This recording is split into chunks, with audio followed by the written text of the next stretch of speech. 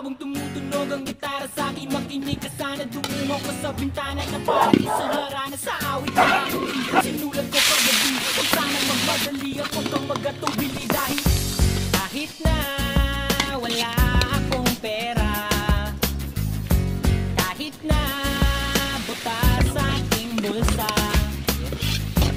kahit pa maong ko'y kupas na, at kahit na marami dyang iba, ganito man ako. Wala ka sana sa aking simpleng tao, lagi ko na lang ipagyayabang ko lang sa'yo pag-ibig ko.